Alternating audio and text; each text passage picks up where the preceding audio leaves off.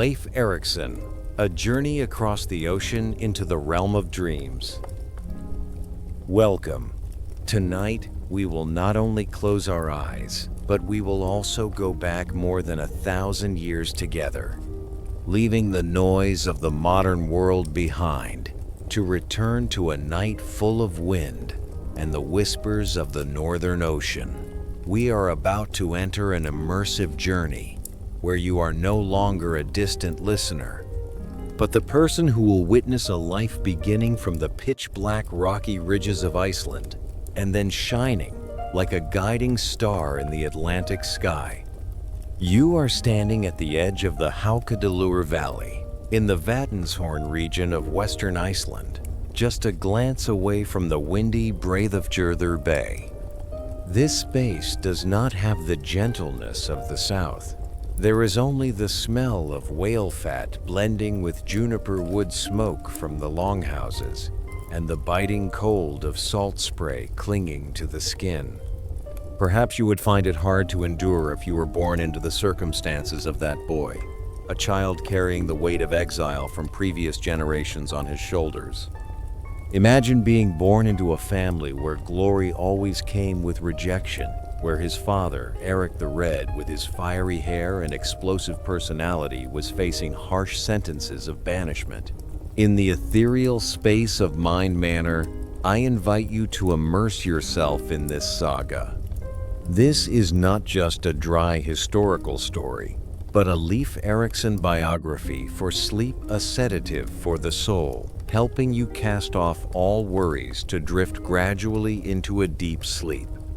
Before we begin, if you feel these moments of stillness are truly precious, don't forget to hit like and subscribe to the channel. Please leave a comment letting me know where you are listening from and what time your clock is showing. I read them all, not missing a single word, simply because I want to know where your night begins, and so that our kindred spirits can find each other amidst this vast ocean. Now, turn down the bright lights, turn on a fan, or adjust the room temperature to be just right. Let the background sound of ocean waves and the groaning of oak wood guide you. We are in the year 970 AD, an era where the omens of the gods often appeared in the breath of the frost. Are you ready? Take a deep breath. Feel the comfort spreading through your body, and join me as we begin the greatest exploration of a lifetime.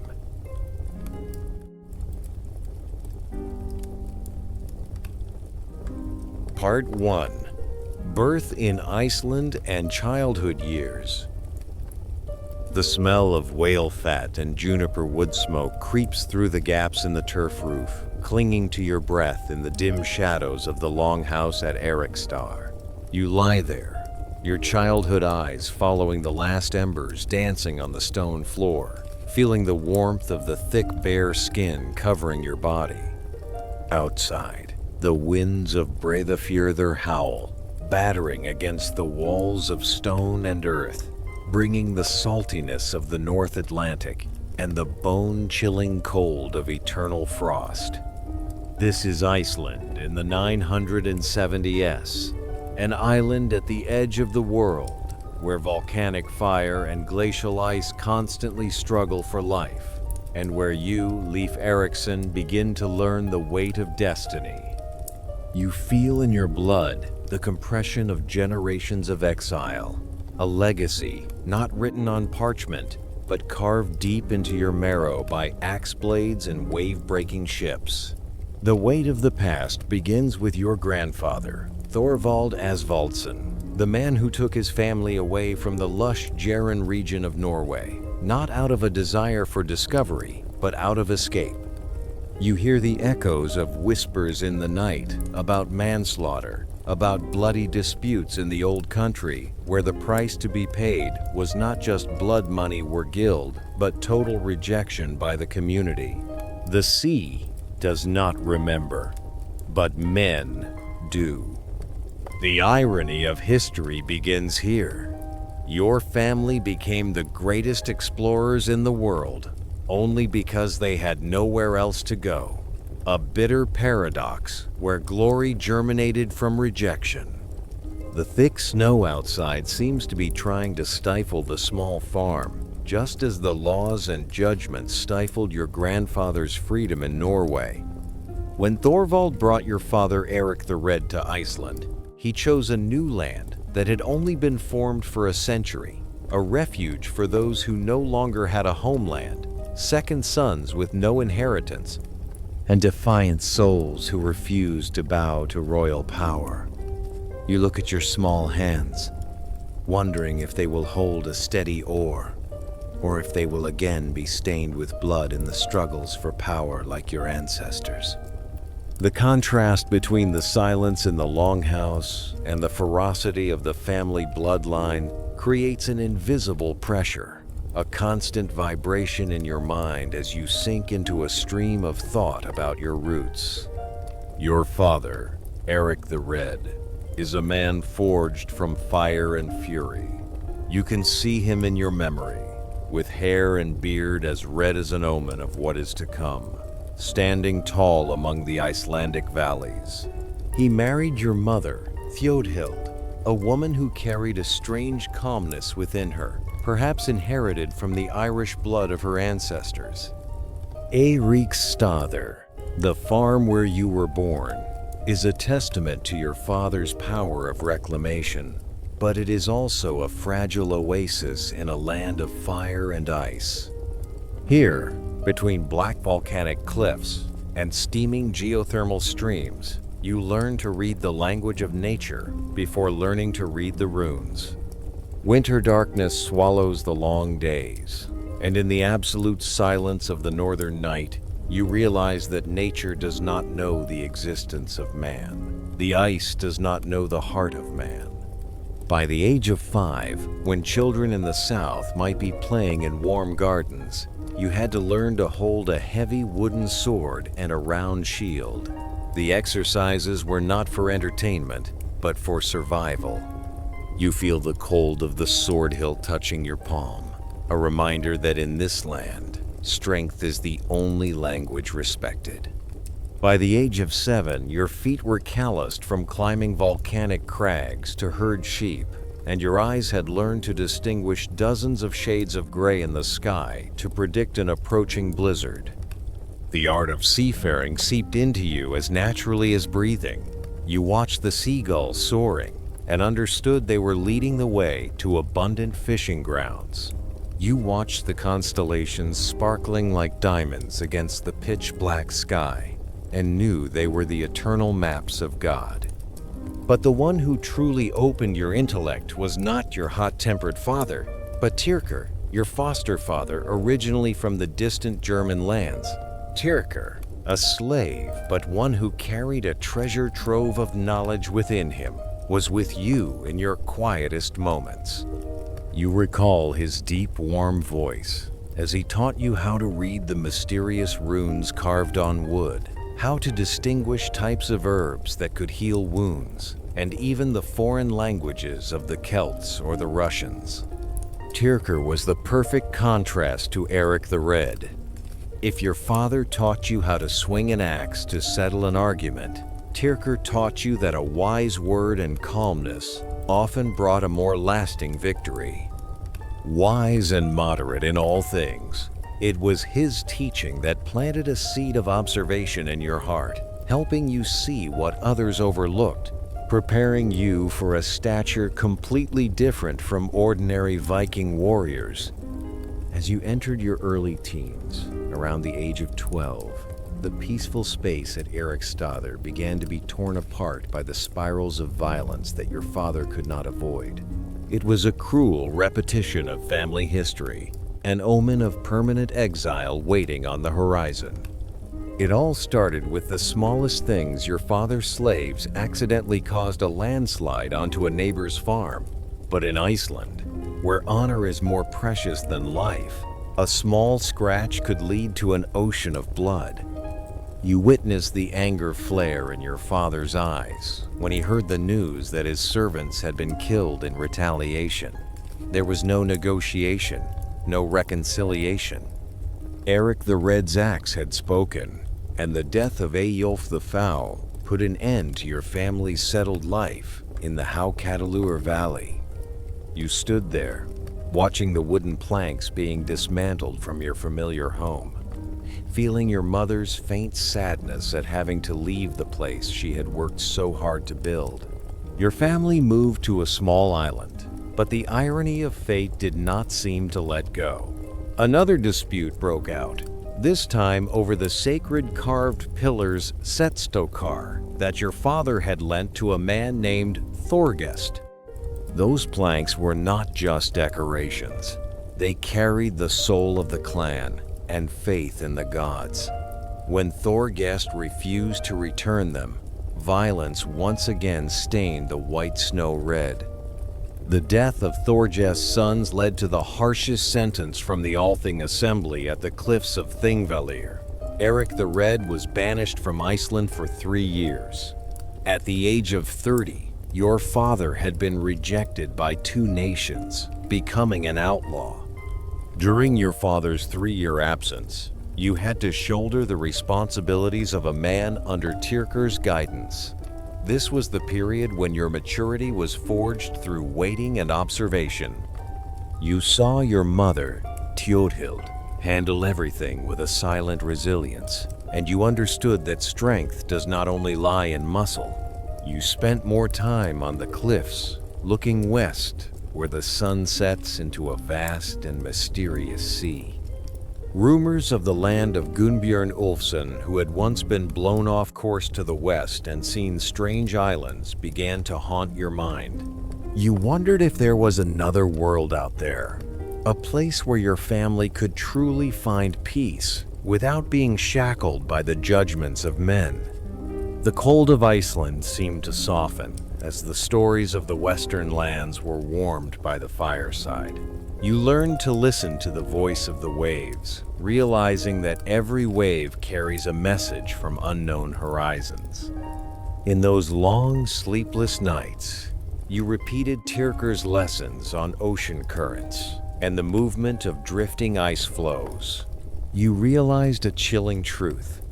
Your father's mistakes and violence were opening a door to greatness.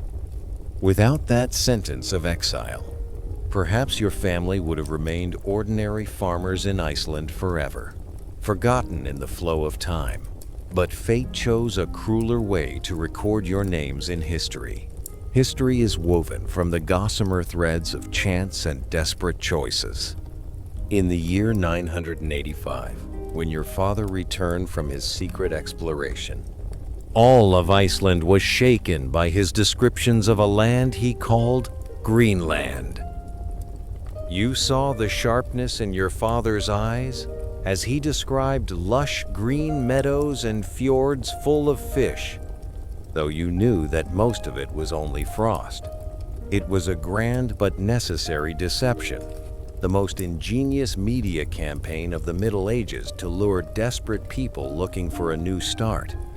You felt an electric current run down your spine as you realized that your childhood had officially come to an end.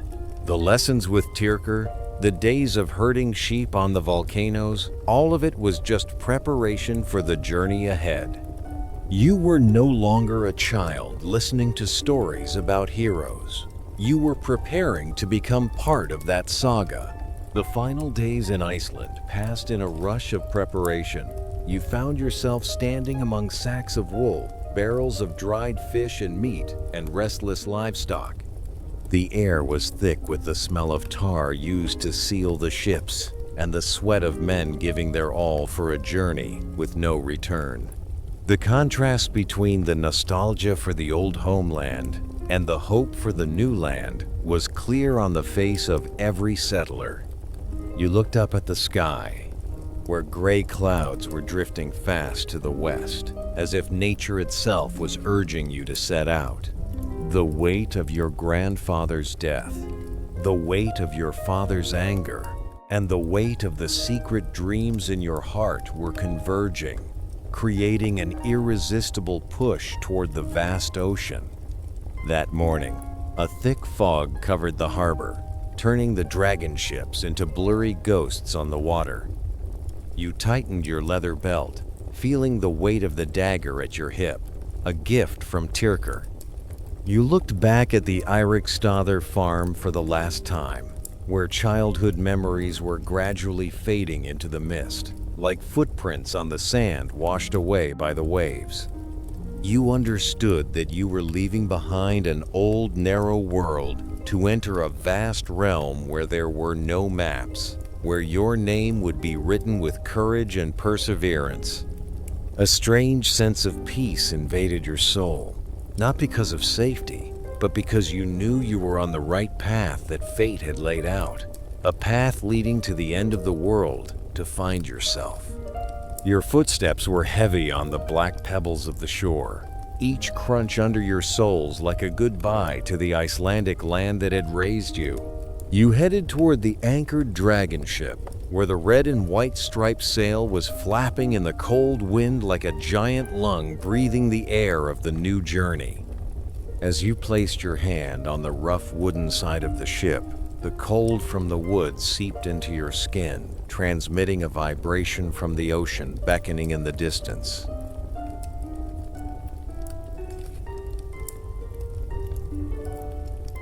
Part 2. Migrating with family to live in Greenland.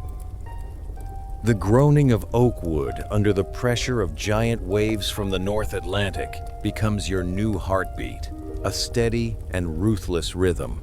You stand on the deck of the Nar, your 15-year-old hands gripping the rough side of the ship, feeling the vibration of the ocean transmitted through every grain of wood. Around you, the fog is as thick as a white shroud, swallowing everything except the howling of the wind and the thudding of grim ice floes drifting south.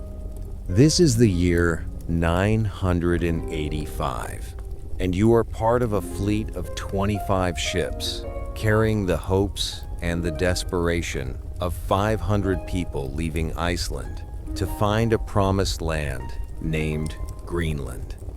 The weight of this migration on your shoulders is not just sacks of wool or livestock, but the weight of a new beginning built on the ashes of exile sentences.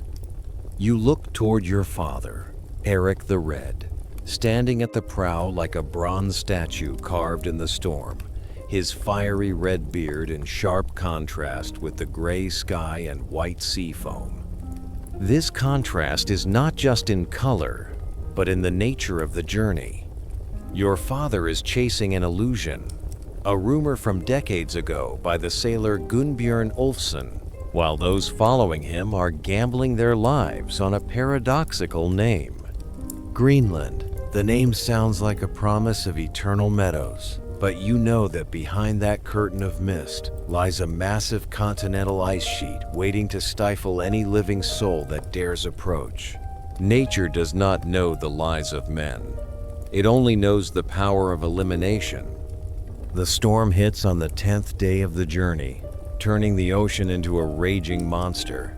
You witness the cold indifference of the sea as other ships in the fleet gradually disappear into the night and the heavy waves. One ship is struck broadside. The sound of splintering wood echoes like the breaking of human bones. Then everything sinks into the darkness without a single cry for help reaching your ears. The irony of fate is clear when only 14 ships survive to touch the western coast of Greenland. The remaining 11 ships and hundreds of lives are forever lost at the bottom, becoming part of a treasure that the sea never returns. The sea does not remember. The sea only keeps. The price of a new land is always paid in blood and breath, a bitter truth you had to learn to accept while still so young. As your ship moves deep into Eriksfjord, a magnificent landscape appears, creating a wonderful contrast with the deadliness of the open sea. Steep cliffs shelter quiet fjords, where water as clear as a mirror reflects the deep blue sky of the Arctic summer. There, amidst the dark black mountain ridges, are green valleys with soft grass, and streams full of salmon. You feel the warmth of the land touching your skin, a false sense of peace hiding the eternal cold lurking in the island's interior. The Brataleith farm is established on the most fertile strip of land, and it is here, in a longhouse built of stone and tough turf, that your youth begins to be forged between the two extremes of life and death. Inside the longhouse at Brataleith is a world completely different from the wildness outside. You lie on the high wooden platform, smelling the smoke from the hearth in the center of the house, blending with the smell of roasting walrus meat and the pungent sourness of fermented whey. The flickering firelight casts onto the thick walls, creating dancing ghosts that follow the rhythm of the skaldic poetry that the men chant during the long winter nights. There is a strange warmth in this narrow space, a powerful contrast to the massive ice sheet out there, which you liken to a frozen hand constantly squeezing the heart of Greenland. In this longhouse, time seems to stand still. Only the breath of the community keeps the fire of life from being extinguished by the northern darkness. Tyrker, your wise foster father, always sits beside you during those evenings. He is not a Viking warrior with a bloody axe, but a man of knowledge and contemplation. You feel the warmth from his wrinkled hand as he teaches you how to carve runes into pieces of walrus bone, passing on the German language, Celtic, and the secrets of botany.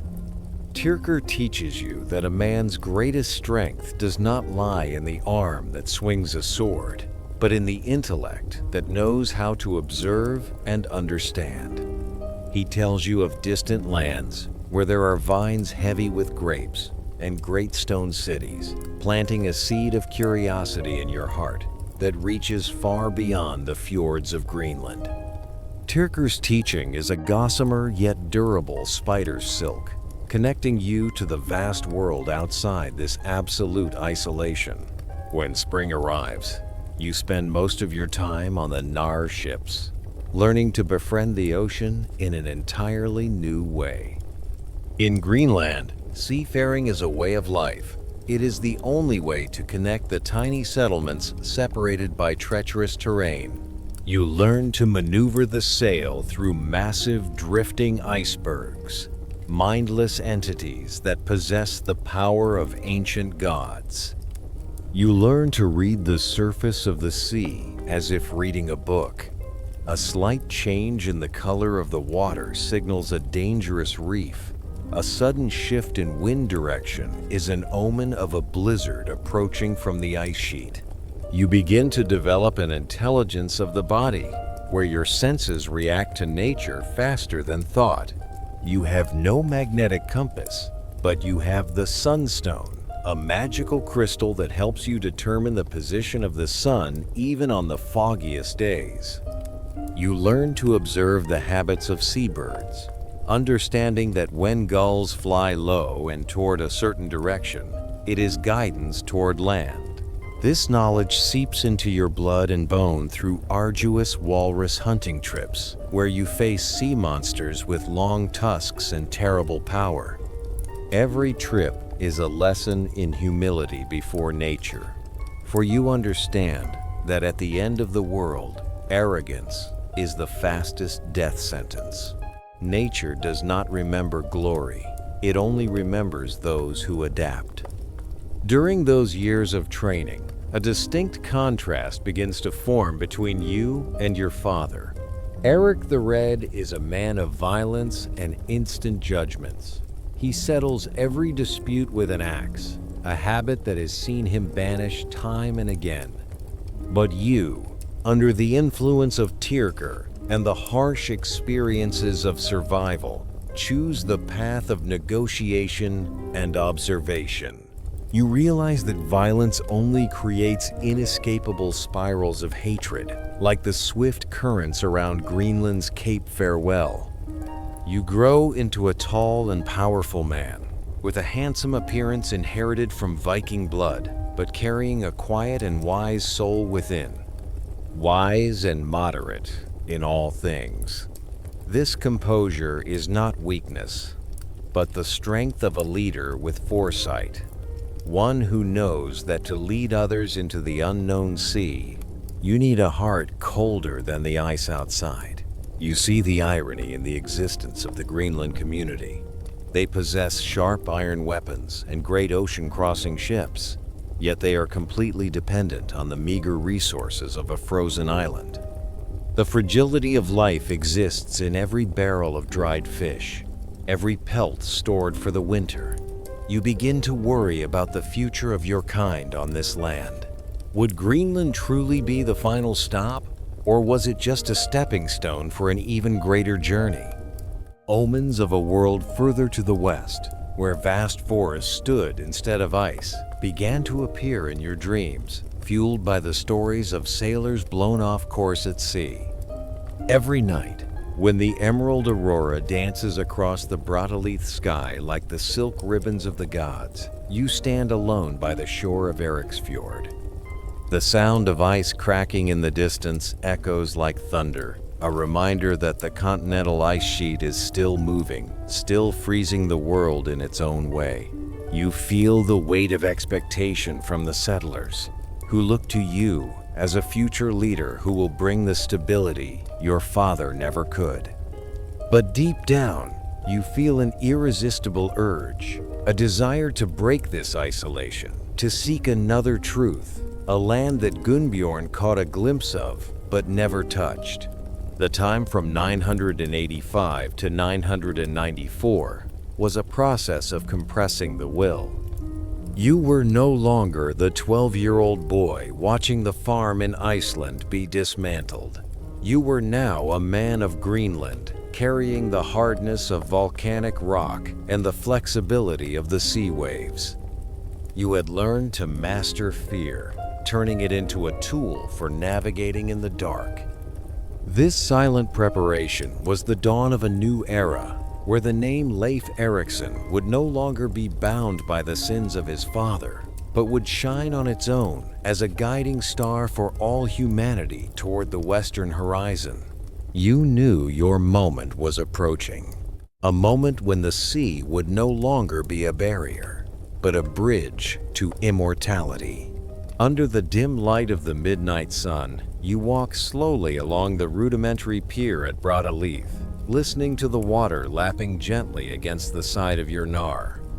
You reach out to touch the glossy black tar on the hull, feeling the cold of the falling mist, blurring the distant ice-capped peaks.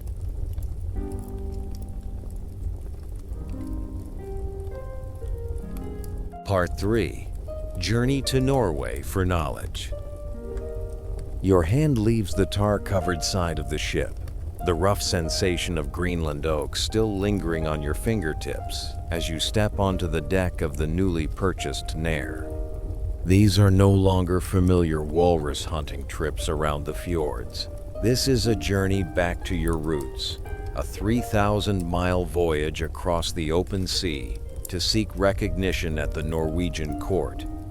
You stand there, among the most elite sailors, feeling the weight of Eric the Red's blood flowing in your veins, but your mind is turned toward the teachings of Tyrker. You understand that a leader is not only made by the axe, but by the connections and reputation built in distant lands.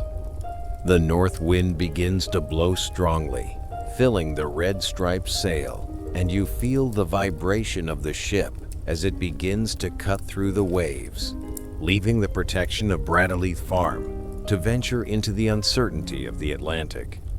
The ocean has no paths, and the sea does not remember. You stand at the stern, your eyes following the sun for orientation, your hands gripping the large steering oar as the ship pitches between massive swells. Without a compass or a map, you can only trust the sharpness of your senses and the omens from nature. You see the contrast between the gray sky and the white sea foam, feeling the bone-chilling cold of salt spray clinging to your hair and beard. The weight of the ocean begins to press upon your mind as the first storms hit, turning the intended route to Norway into a joke of destiny. Adverse winds howl like abandoned souls, constantly pushing your ship south, away from the Scandinavian motherland and into an unfamiliar sea where thick fog hides every guiding star. The irony of history begins to reveal itself when your ship, instead of reaching Norway, is blown ashore on the Hebrides Islands off the coast of Scotland. You step down onto the wet sand, feeling the utter exhaustion of your body after long days of fighting death. Here, amidst the mossy cliffs and the damp air of a land influenced by both Norse and Celtic cultures, you meet Thorgunna. You see in this noble woman a wild and deep beauty, a complete contrast to the dry, cold environment of Greenland. The summer days spent trapped on the island due to unfavorable winds are rare moments when you allow yourself to step away from the worries of power to immerse yourself in a deep love. However, the stillness of the Hebrides is only a brief pause before the instinct for exploration and family responsibility rises again within you. When the northern winds begin to shift, signaling the right time to continue the journey, you face a cruel choice. Thorgunna, who is carrying your child, pleads to go with you, but you, with the moderation and wisdom of a future leader, refuse. You understand that taking a noble woman away, without her family's permission, would spark endless blood feuds. We are reluctant to abduct a woman of such high birth from a foreign country. Your words are as cold as Greenland ice, but contain the sobriety of one who looks far ahead. The contrast between the call of the heart and the weight of honor creates a silent crack in your soul as the ship weighs anchor. You still hear the echo of Thorgunna's prophecy from the shore, an omen about your son Thorgils, who would later become a haunting sorrow in your life. I will raise the boy and send him to you in Greenland as soon as he is of an age to travel with others. But it's my guess that he will serve you as well as you have served me now with your departure. The sea does not care about oaths or tears of separation. It simply continues to carry you eastward, where the Norwegian throne waits to mold you into a different man. You look toward the horizon, feeling the weight of solitude as you realize that every step toward greatness must be paid for with the sacrifice of personal feelings. Finally, the scent of pine forests and the warmth of the Norwegian mainland replace the saltiness of the sea as you dock at Nidaros.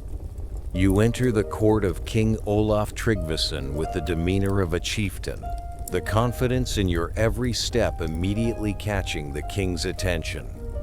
You find yourself standing in great stone halls, where bright torchlight illuminates gilded shields, and sagas are chanted by royal skalds.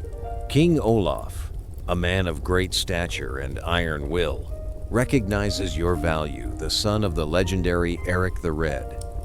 The contrast between the wildlife in Greenland and the luxury and order at the Norwegian court opens a new world before you, where power is consolidated by both the blade and faith. In the months of serving the king, you are not just a warrior, but a silent observer. You sit opposite King Olaf over a game board, feeling the weight of political calculations in every move. You hear the king speak of the miracles of Jesus Christ, of how plagues retreated when men accepted baptism. Large and strong, of fine appearance, wise and moderate in all things, the king said of you. You realize a great paradox. While your father, Eric the Red, still clings to the ancient gods in his solitude in Greenland, the entire northern world is transforming under the light of a new religion. The weight of change begins to affect the beliefs that were forged since your childhood. Your decision to accept the rite of baptism is not merely a spiritual act, but a strategic step of destiny. You feel the holy water flowing on your forehead, a cool sensation that brings a strange liberation from the ghosts of your family's past. The contrast between militant gods like Thor or Odin and the image of the compassionate savior creates a revolution in your mind. You are no longer just a Viking seeking land. You are now a man carrying a mission of civilization. However, the omen of a rift with your conservative father back home always lingers, like a dark cloud hiding behind sacred prayer services. King Olaf saw in you a perfect tool to extend the influence of Christianity to the ends of the world. You shall go as my envoy and convert Greenland to Christianity. This responsibility weighs more heavily on your shoulders than any cargo on the ship. You understand that you are taking a new kind of weapon home, something that could destroy your father's belief structure, but is the key to Greenland not being left behind by the flow of history. The irony lies in the fact that you, the son who once admired the strength of Eric the Red, now become the one who will challenge his spiritual power. The days preparing to leave Norway pass in deep reflection. You look at the priest and clerics the king sent with you, feeling a sharp contrast between their black robes and the iron armor of the crew. You prepare to take them across the fiercest seas in the world, to a land where frost is still the supreme god.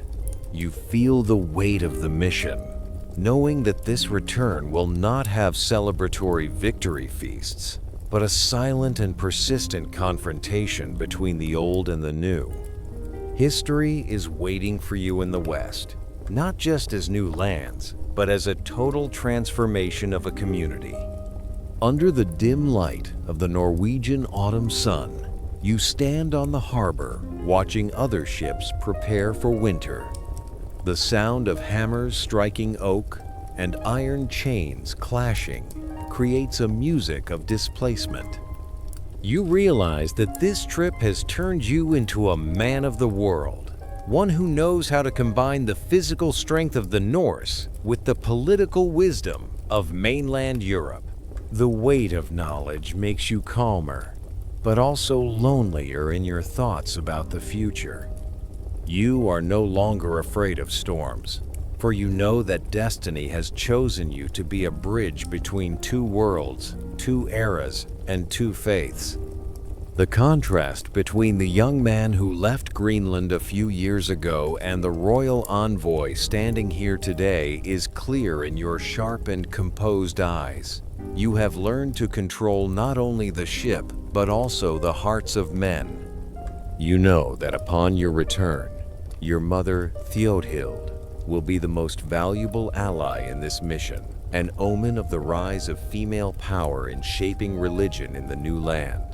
Every night, looking west, you see the image of Greenland appearing no longer as a land of exile, but as a part of the kingdom of God, where the light of Christianity will dispel the shadows of old hatreds. As the final barrels of food are brought on board and the priest has settled into his place, you step onto the deck with an entirely new mindset. You feel the breath of the ocean beckoning, a familiar breath, but now carrying silent prayers.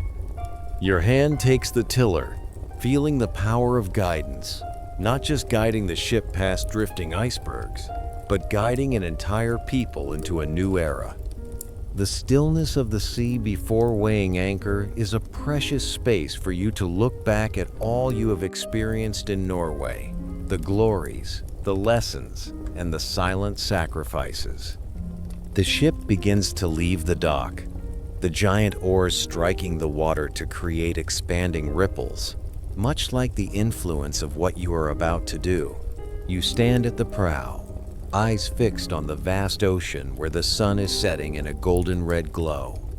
The east wind blows strongly, carrying the warmth of Norway to see you off on a journey of return full of storms and glory.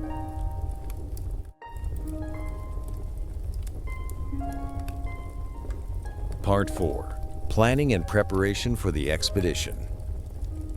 The flickering firelight in the longhouse at Bradaleith reflects in your eyes as you sit quietly amidst the murmurs of the Greenlandic men. The winter of 999 is covering the island in a white shroud, and the cold seems to be trying to pierce through the thick stone walls to touch your soul. You hear the echoes of the accounts from Bjarni Herjolfsson, the merchant who had been blown off course to the west 13 years prior. In Bjarni's memory, that land appeared not with frost and volcanic rock, but with rolling hills and dense forests covering the horizon.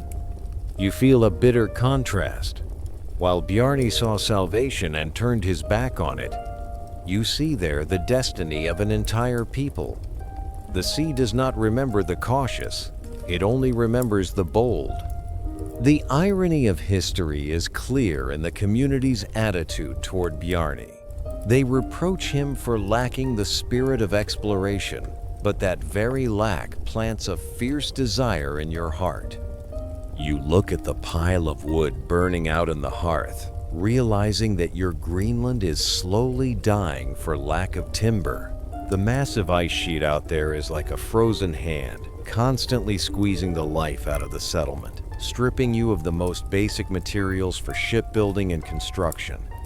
The weight of scarcity weighs on every breath of the Greenlanders, forcing them to wait for rotted logs drifting from the distant ocean. You know you cannot wait for the sea's charity. You must go find the source of life where Bjarni once refused to go. You decide to seek out Bjarni, not to reproach him, but to conduct a strategic transaction. You buy the very Nar he once used, a ship that already knows the way to that mysterious land. You touch the dry tar on the ship's side, feeling the vibration of the old oak grains. This ship carries within it the memory of western storms, and you believe it will lead you back there. This is a deliberate preparation, a plan calculated based on intellect and observation, rather than a chance trip. You do not want to be blown off course. You want to master those storms. The Nar appears under the pale spring sun, a testament to the peak of Norse seafaring engineering. You stand watching the carpenters meticulously check every iron rivet and the overlapping wooden planks, according to the clinker technique. The ship does not fight the ocean. It curves with every wave like the spine of a giant whale. You smell the pungent scent of animal fat impregnated into the wool sail, a priceless asset woven from thousands of hours of labor by the women of Greenland. That sail will be your lungs, breathing the breath of the wind god to take you into the unknown. The stillness of the ship while anchored at the harbor creates a powerful contrast with the stormy power it is about to confront. To operate this great machine, you need men who know no fear. You have recruited 35 companions, warriors, and sailors, forged through the bone-chilling cold of the polar region. You look at the faces weathered by frost and wind, seeing in their eyes the thirst for fertile meadows and endless forests. The weight of expectation from 35 families rests on your shoulders, but you feel steady seeing Tyrker, your German foster father, standing beside you. Tyrker brings not only spiritual support, but also knowledge of a temperate world the Norse have never known. He is the gossamer thread, connecting you to the lands of wild grapes and wheat, things that previously only existed in distant sagas. When everything is ready, you perform a final act of filial piety, inviting your father, Eric the Red, to lead the trip. You stand before the old chieftain, feeling the weight of time on his silver hair. You convince him that his luck is the most necessary thing to open the new land. After several refusals, Erik agrees, and you feel a strange reassurance thinking that father and son will conquer the horizon together. But destiny always has its own ways of asserting its power. Nature does not know human plans. It only knows its own omens. On the day of departure, as Erik is riding his horse down to the pier, his horse suddenly stumbles. You witness your father being thrown to the ground, and in that moment, a deathly silence covers everything.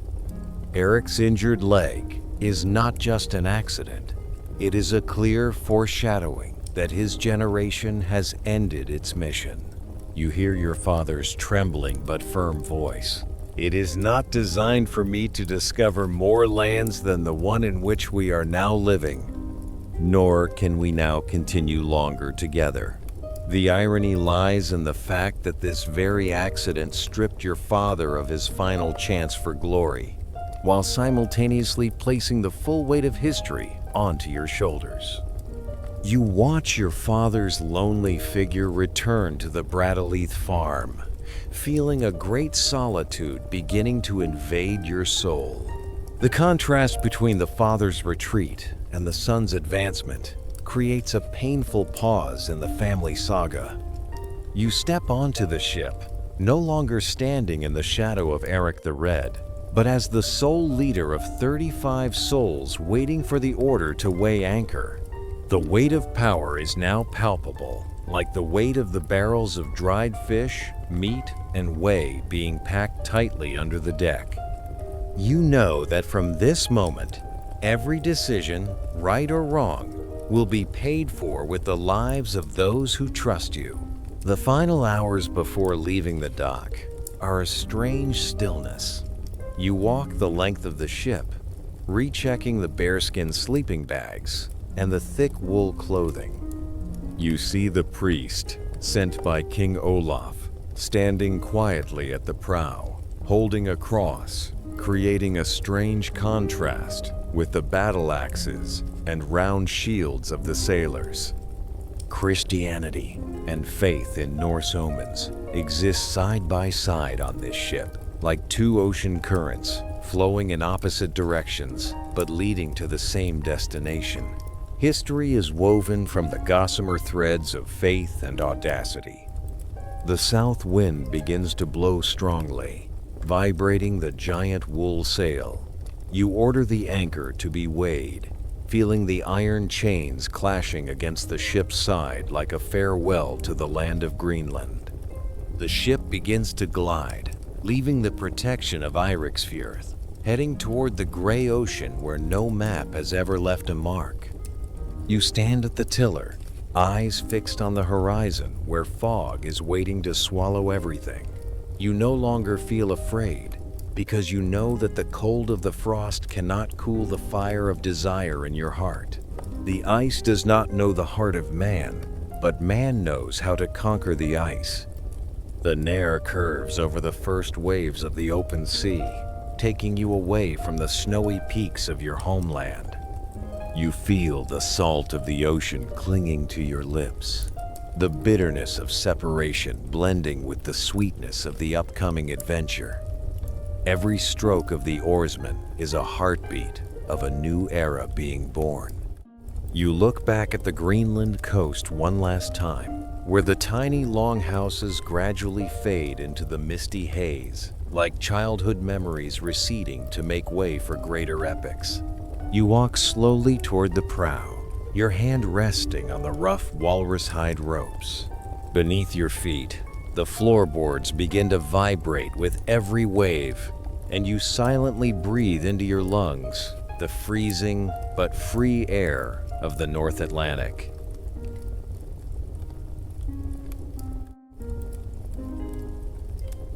Part 5. Crossing the Ocean and Discovering Vinland.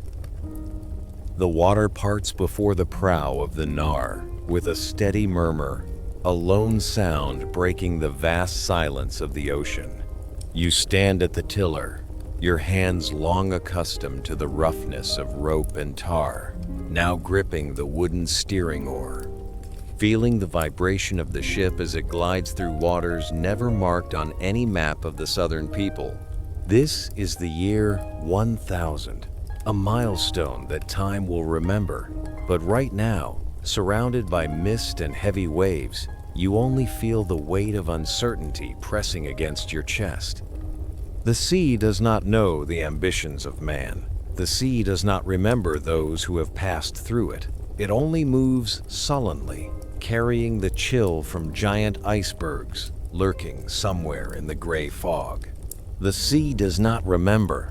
The sea only endures.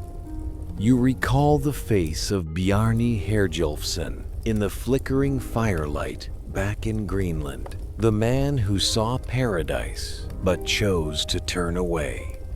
The irony of history is clear in every pulse of the waves. Bjarni had safety but was reproached by men, while you have danger but carry the hope of an entire people hungering for warmth and timber. The weight of resource scarcity at Brada Halith, where every scrap of wood is more precious than gold, is the force driving you down the path others refused. You look west, where the blurry horizon waits to swallow the 35 souls on board, and realize that courage is sometimes just the result of having no way back. The days at sea are a repetition of the rhythm of wind and wave, a monotonous song of nature that easily lulls the human mind into a dreamlike state. You repeat the structure of the sagas in your head. The ice does not know the heart. The sea does not remember the name. The weight of ocean solitude begins to seep into your skin as you use the sunstone to navigate through the thick, cloudy days. You look into the transparent crystal, trying to catch a faint ray of light from the heavens to know you are not drifting away from destiny. Every mile crossed is a severing of the thread to the old world, moving closer to a reality that no European had dared to dream of before. The first landing point appears not as the lush meadows of rumor, but as a land so barren it makes the heart wither. You step onto flat, cold rocks, feeling the bone-chilling cold of a stony plateau without a single blade of grass. In the distance, giant ice mountains loom like sleeping gods, radiating a gloomy and deathly atmosphere. You stand in that gray space and declare, "It has not come to pass with us in regard to this land as with Bjarni, that we have not gone upon it. To this country I will now give a name and call it Helluland, the land of flat rocks." The contrast between the expectation of paradise and the reality of this slate land creates a sense of disappointment, a reminder that nature always has a way of testing the traveler's patience. But you do not stop there, for the blood of the explorer does not allow you to give up before soulless rocks. The ship weighs anchor again, cutting through waves to the south, chasing warmer winds beginning to blow from the horizon. After many days, the scent of pine resin and the moisture of old-growth forests begin to creep into your senses, replacing the saltiness of the sea. A level land appears, with dense forests stretching to the water's edge, where there are white sand beaches as smooth as a young maiden's skin. You breathe the life-filled air of this place deeply and name it Markland Land of Forests. This land shall have a name after its nature, and we will call it Markland, Land of Forests. This is the answer to the freezing winters of Greenland, the treasure of wood that your father and the settlers have long craved, a tangible salvation woven from green leaves. The irony lies in the fact that even though Markland was enough for practical needs, an invisible force still urged you to go further. Destiny did not stop at pine forests. It beckoned you to a land of wonders beyond imagination. With a northeast wind filling the sail, you sailed for 2 more days until a small island appeared north of the mainland. When you stepped onto the dew-drenched grass in the early morning, you touched the glistening droplets and brought them to your tongue. A pure, gentle sweetness, more delicate than anything you had ever tasted in the north, spread through your body. The dew does not know its sweetness, but the man knows his grace. When the tide went out, your Nair ran aground on the shallows. But the eagerness to explore meant you and your 35 companions could not wait a moment longer. You plunged into the cool water, rushing ashore to where a clear river flowed out from a large lake. The contrast between the biting cold of Greenland and the temperate warmth of this land makes you feel as if you are walking into a dream. Here, salmon of unbelievable size dance in the water, and the meadows seem never to wither. You order the building of temporary huts, naming the camp Leif's Boudir, feeling the warmth of the motherland cradling souls weary from the long voyage. The weight of leadership does not allow you or the others to be lazy in this abundance. You divide the expedition into 2 groups. Half stay to guard the large house taking shape. The other half goes deep inland to discover the secrets of nature. You require them not to separate and to return before darkness falls, for you know that the irony of strange lands often hides within their gentle beauty. History is woven from careful steps and keen observation, not from impulsive actions. You yourself, sometimes leading the forest party, sometimes staying to ensure the warming fire never goes out, show the moderation and wisdom of a true leader. And then, the most significant event occurred, tied to your foster father, Tyrker. When Tyrker was found missing, a worry weighed on your heart, for he was not just a slave, but the soul of your childhood memories. But when you found him, you saw a completely different Tyrker, a man in a state of strange excitement, muttering in German before returning to Old Norse. His discovery of wild vines, heavy with grapes, was the final piece to complete the picture of paradise. Wine, the drink of the gods, and southern nobility now existed right here in this wilderness. You name the land Vinland Land of Wine, a name that will echo through centuries as a symbol of abundance and luck. Throughout the winter in Vinland, nature seemed to bless you with a strange favor. The grass remained green, the livestock needed no stored fodder, and the long, warm days made you forget that you were thousands of miles from home. The contrast between the harshness of Greenland and the richness of Vinland made you realize the world was much larger than humans had ever known. You spent time felling giant maple trees and harvesting wild grapes, filling the ship's hold with the treasures of the New World. You understood that you were not just bringing back materials, but a living proof of the greatness of the Norse spirit. The greatest irony of this journey is that it would be forgotten by most of the world for the next 500 years, until archaeologists at Landsok Meadows found your ship rivets and iron forges under layers of green turf. History waits for time to confirm the truth. Your journey in the year 1000 connected 2 branches of humanity, dissolving the boundaries of the Ice Age and opening the first global encounter. You are not just an explorer. You were the one who united the world with courage and a simple Nair. On the way back to Greenland in the spring of 1001, the ocean seemed to smile upon you when you rescued a crew of shipwrecked Icelanders on a reef. This act of mercy, combined with the discovery of Vinland, earned you the title Leif the Lucky. You stand at the prow, watching the forests of Vinland fade away. feeling the weight of glory resting on your shoulders. You are no longer the sun standing in the shadow of Eric the Red. You are now a living legend, one who brought paradise back to the frost. The sea may not remember, but those whose lives you saved and the generations to come will always speak your name with deep respect. The contrast between the silence of the ocean now and the cheers waiting in Greenland is clear in your mind. You know your life will change forever from here, and so will Greenland. You have brought the light of a new world to warm the cold longhouses of your homeland.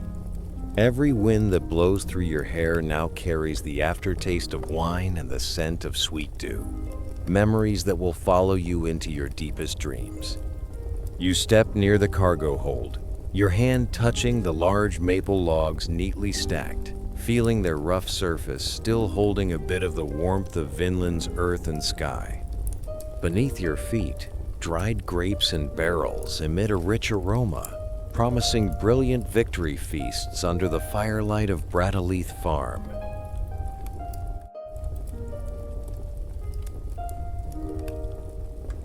Part 6.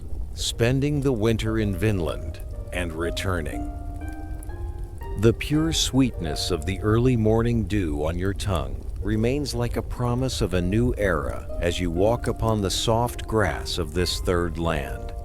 You feel the warmth of the sun seeping through your thick wool tunic, a sensation that is strange yet immensely pleasant, completely different from the pale and dry sunlight of Greenland. Beneath your feet, the earth is no longer the cold slate of Helluland or the white sands of Markland, but a soft richness where life seems to be surging through every blade of grass and every branch. You look out at the quiet strait where your Nair lies leaning on the shallows as the tide recedes, and you feel a fierce urge to immerse yourself in the clear river flowing out from the large lake ahead. Nature here does not appear threatening. It welcomes you like a mother receiving a child returned from afar. And in that moment, you know you have found a stopping place for the long winter ahead. When the tide rises high, bringing the power of the ocean to lift the stature of the ship, you order it move deep into the lake, where the water is as still as a mirror, reflecting the deep blue sky. The sound of the iron anchor clashing against the water echoes like an assertion of possession, and immediately, you and your 35 companions set to work establishing a base. You feel the weight of the hammocks as you carry them ashore, the scent of damp earth and decaying leaves blending into your breath. Temporary huts are quickly erected, but in the mind of a leader with vision, you know this place deserves something more permanent. You stand in the middle of the camp, your sharp eyes observing the terrain, and order the construction of a large house, a symbol of sustainable settlement that later generations will call Leif's Budir. The winter in Vinland begins to appear as a marvelous paradox compared to everything you have ever known about the northern world. You stand by the riverbank, seeing thousands of giant salmon splashing in the water, their size larger than any fish you have ever seen in the fjords of Iceland or Norway. The contrast between the constant food scarcity back home and the luxury of abundance here creates a sense of absolute reassurance. You feel the warmth of the air as winter approaches without bringing bone-shredding blizzards. The grass here maintains a persistent green hue, and livestock, if they were here, would never need cramped hay reserves. The weight of survival that has long rested on your shoulders now seems to be lifted, replaced by a leisure you were never before allowed to enjoy. The irony of astronomy in this land also gives you pause during quiet afternoons. You realize that on the shortest day of winter, the sun is still present from the time you begin breakfast until you prepare dinner. A balance between light and darkness that the people of Greenland could only dream of during the months swallowed by night. You watch your shadow stretch long on the ground at 3 o'clock in the afternoon and understand that you are in a place very far to the south, a latitude of life and warmth. The houses at Leifsbudir, with their thick turf walls and sturdy wooden roofs, are not places to hide from death, but places to enjoy the richness of life. History is woven from these sturdy houses, where the warmth of the fire is no longer the only luxury against the frost. As a leader, you understand that idleness in a paradise can be a poison for the discipline of the Norsemen. You summon the 35 crew members under the flickering firelight of the longhouse, your voice calm but firm as you deliver the strategy for exploration. I propose now to divide our company into 2 groups and to set about an exploration of the country. One half of our party shall remain at home at the house, while the other half shall investigate the land. And they must not go beyond a point from which they can return home the same evening, and are not to separate from each other. This is not just an order, but a commitment to protect one another in an anonymous continent. You do not want the freedom of Vinland to turn into chaos. The weight of responsibility is shared by you in the fairest way. You do not allow yourself to stand outside those rules. You alternate roles, sometimes carrying an axe into the deep forest with the exploration group, sometimes standing guard before the porch of the longhouse, eyes watching the boundary between forest and sea. People look to you, a man who is large and strong, of fine appearance, wise and moderate in all things. Your fairness in sharing work and food has created an invisible but stronger bond than walrus hide ropes. It is the trust in the leader that helps these 35 souls feel at peace in a world without maps, where every footstep could touch upon wonders or unknown dangers. However, destiny always knows how to create moments of tension to test your patience. It was the day that Tyrker, your German foster father, did not return with the exploration group. You feel a cold emptiness spreading in your chest as darkness begins to fall over Leifsbudir, and Tyrker is still missing. To you, Tyrker was not a thrall, but the one who opened the doors of knowledge, the one who taught you to see the world through the eyes of meticulous observation. The contrast between the peace of the land and the fear of losing your closest kin creates a violent struggle. You prepared to order a large-scale search the following morning, ready to face the worst. The sea does not remember, but the human heart never forgets those who nurtured it. The irony of fate is clear when Tyrker reappears in a state of extraordinary excitement. You see him step out from the shadows of the birch trees, his eyes bright and his lips muttering the foreign sounds of the German tongue. In that moment, your worry turns into utter amazement. As Tyrker gradually calms down and switches to Old Norse, the news he brings completely changes the value of this trip. He has found grapes, wild vines heavy with fruit, a product that Norsemen only heard about in stories of distant southern kingdoms. You look at Tyrker's hands, stained with the purple of wild grapes, and understand that Vinland is not just a place of timber and fish, it is the land of wine, of joy, and the privileges of the nobility. Tyrker's discovery acts as a foreshadowing of a wealth far beyond your initial pragmatic calculations. Wine, the drink that brings vibrance to feasts at the Norwegian court, now exists at the edge of the world. You decide to name the land Vinland, a name that will be etched into the minds of the Norse as a true paradise. You see the excitement in the eyes of the sailors as they hear about self-sown wheat fields and giant maple trees with sweet sap. The contrast between the barrenness of Greenland and the abundance of Vinland has now reached its peak. You feel the weight of glory beginning to form. a glory built not on battlefields, but on discovery and the gifts of nature. The winter passes in a strange peace, and when the warm rays of the spring sun of 1001 begin to warm the turf walls of Leifspedir, you know it is time to bring these treasures back to your homeland. You direct the crew to utilize every last moment to extract resources. The sound of axes striking maple and hazel trees echoes throughout the forests, creating a music of diligent labor. You watch the large trunks being hauled to the shore, neatly stacked into the hold of the Nar, and know that every grain of this wood will be a priceless fortune in Greenland. The grapes are carefully harvested, filling the small boat towed behind, carrying the flavor of this warm land across the ocean.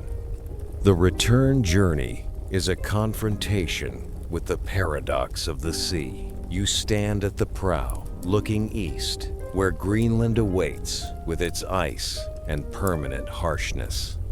The weight of the ship, full of timber and grapes, makes it glide more slowly, but more steadily, on the North Atlantic waves. You feel a strange confidence, a luck covering the entire crew, as not a single person was lost during a year away from home. The irony lies in the fact that just when you are carrying the most wealth, the sea puts you to a test of compassion. An omen of your luck is about to be verified through a fateful encounter on the vast ocean.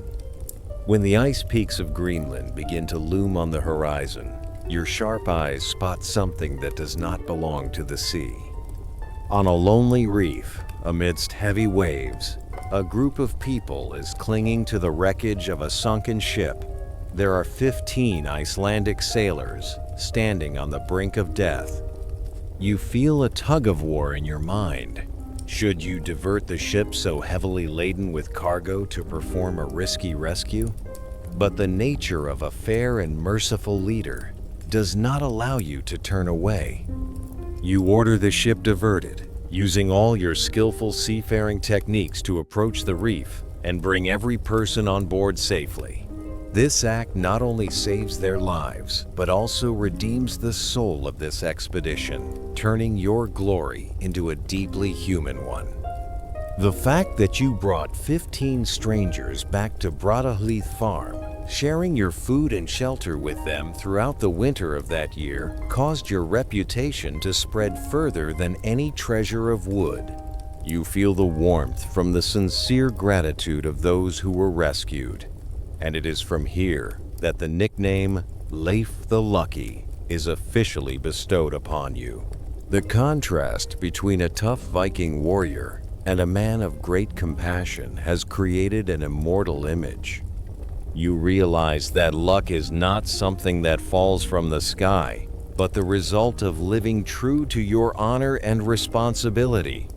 Luck does not know the selfish, it only walks with the generous. When the Nair finally anchors safely at Eriksfjord, a stillness covers all things. You step down onto the dock, your feet touching the familiar Greenland soil again, feeling the familiar cold of your homeland, but your heart is burning with the fire of Vinland. You see your father, Eric the Red, waiting in the distance, and you understand that from this moment, the order of the world in the eyes of the Greenlanders has changed forever. You have brought paradise back to the frost, brought truth to the legends.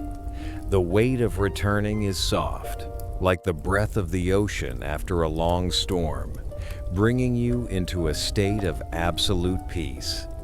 You walk slowly toward the farm, your hand lightly grazing the maple planks just unloaded from the ship. The scent of sap and the saltiness of the sea blend together, creating an eternal memory in your mind. Every step you take now carries the weight of a living legend, a man who has seen the horizon and touched the unthinkable.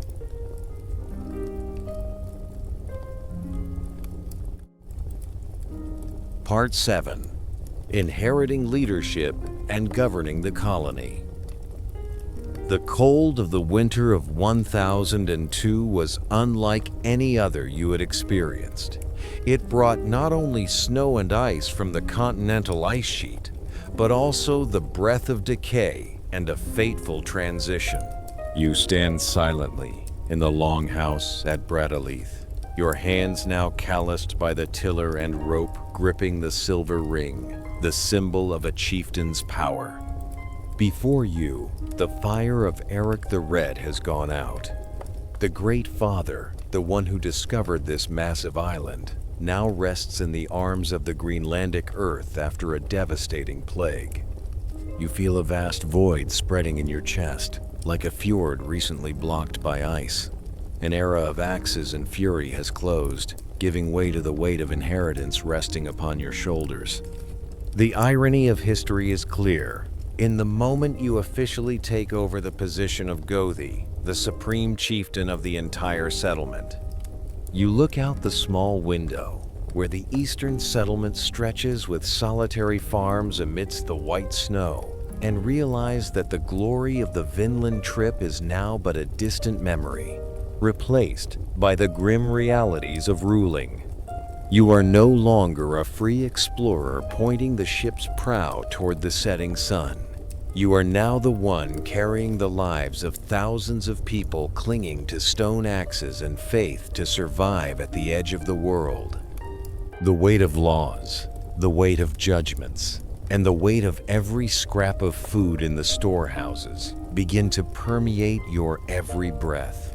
In the local assemblies at the Thing Cliffs, you find yourself at the center, where your father once used the power of shouts and the axe blade to impose his will. But you, with the moderation forged by Tyrker and years of observing the Norwegian court, choose the path of negotiation. You listen to disputes over pastures and persistent family feuds with a strange composure. Large and strong, of fine appearance, wise and moderate in all things. That is how everyone perceives you. You realize a great paradox. To keep Greenland from collapsing, you must be colder than the frost, yet more compassionate than the spring streams. Violence can settle a moment of anger, but only justice builds a nation. The survival economy of the colony is a grim math problem that you must solve daily. Greenland has no bustling markets or golden wheat fields. It only has walrus ivory, polar bear furs, and ropes made of animal hide. You stand in the warehouse at Bradaleith, smelling the pungent scent of fur and the saltiness of walrus ivory, understanding that each of these items is the key to trading for iron, grain, and timber from Europe. The contrast between the raw treasures of Greenland and the refined essentials of the civilized world creates a fragile trade network of which you are the keeper. You must receive Norwegian merchants with the shrewdness of a diplomat, ensuring this lifeblood of trade never stops flowing, for if it stops, Greenland will sink into permanent darkness. But the greatest challenge does not lie in trade figures. It lies in the spiritual revolution happening right within your own family. You brought the Christian faith back from Norway like a new fire, but it met the cold resistance of the old gods. You see the deep rift between your mother, Theodhild, and your late father. Your mother, under your persuasion, became a devout believer, and the small Theodhild's church rose right at Bradaleith as an omen of irreversible change. The irony lies in the fact that the religion bringing salvation to the soul created a separation in your parents' bedroom. After her conversion, Theodhild refused to sleep with Eric, much to his displeasure. You stand between two worlds, two faiths, feeling the weight of change tearing through ancient values. As chieftain, you must make the most painful decision of your life, to give up personal voyages to Vinland. You look west, where the sun sets into the vast ocean, and feel a fierce urge to return to Leif's Budir, where there are wild grapes, and fields of wild wheat. But responsibility toward Greenland has stifled that desire. You understand that a leader cannot abandon his people to chase his own dreams. Vinland to you is now like a forbidden lover, only to be met again in dreams. You accept stepping back, becoming the supporter, the licensor for others, including your brothers, to use the ship and the camps you worked so hard to build. The contrast between Leif the Explorer and Leif the Ruler creates a profound, somber note in your saga. In the long winter nights, when the aurora dances in the sky over Eriksfjord like morning spirits, you often sit alone by the fire, thinking about your legacy. The arrival of Thorgils, your illegitimate son from the distant Hebrides, is a reminder of the mistakes and passions of youth. You accept the boy, recognizing your blood, but you see in Thorgil's strange eyes a displacement, an omen that your power will not be able to pass to this son. The irony of fate is that you can conquer an entire ocean, but cannot conquer the community's affection for your own child. History is woven from the gossamer threads of lineage and acceptance. However, the title Leif the Lucky still shines like the North Star. People respect you not only for the land you found, but for the peace you bring. Under your leadership, the Eastern settlement is no longer a place of exile, but has become a symbol of Norse resilience. You have turned cold rocks into a common home, warmed by faith and order. The moderation in how you settle family feuds has prevented unnecessary bloodshed, keeping the community united against the threat of harsh nature. You realize that true luck does not lie in finding wild grapes, but in keeping the fire of life from ever going out on this frozen island. The years 1002, 1003 passed in the silence of power. You spent more time observing the ship's docking, not to prepare for departure, but to ensure they carried enough iron and wheat for the coming winter. You find yourself frequently standing with your mother at the small church, listening to Latin prayers blending with the wind whistling through the stone gaps. A strange intersection between the warm south and the cold north is happening right here, under your coordination. You are no longer afraid of the darkness, for you know you have brought light to Greenland, a light that comes not just from the sun, but from wisdom and faith. The contrast between the ambitious young man in Norway a few years ago and the somber chieftain standing here today is a testament to the maturity of a great soul. You have learned to love Greenland with a love of responsibility, a love that does not need long journeys to prove strength. Every time you look up at the white ice-capped peaks, you no longer see them as enemies, but as silent protectors for a community of which you are the soul.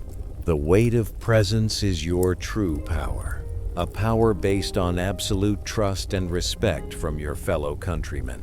You step out of the longhouse, your breath turning into white smoke in the freezing air. Your feet are steady on the ground of Brattahlid, every step carrying the composure of one who has understood the laws of destiny. You point your gaze toward the shipyard, where your brother Thorvald is busy preparing for a new voyage under your guidance.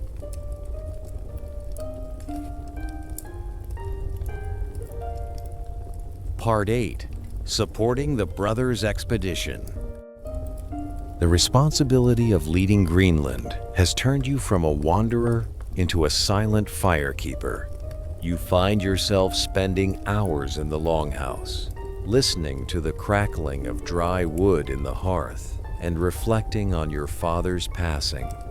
Eric the Red built this colony with fury and an iron will, but now it is your composure and wisdom that keep this community bound together. You understand that you are no longer allowed to risk your life on the fierce waves of the Atlantic just to satisfy personal curiosity. The weight of presence at Brattahlid is greater than any expedition. You are the anchor for thousands of people struggling against the cold of the continental ice sheet. But even though your feet are bound by the Greenlandic soil, your mind is always turned west, where the houses of Leif still quietly await the footsteps of the Norse. The irony of fate lies in the fact that you became the patron of dreams you could not fulfill yourself. When your younger brother, Thorvald Eriksson, sought you out with eyes burning with the desire for discovery, you saw yourself from a few years ago. Thorvald was a perfect contrast to your stillness. He was restless, decisive, and always carried the breath of storms in his every word. You did not hold him back. On the contrary, you gave him all the best you had. The ocean-going ship that once belonged to Bjarni, the sea charts etched in memory, and the right to use the sturdy camp in Vinland. The weight of support makes you feel as if you are sending a part of your soul into the unknown sea.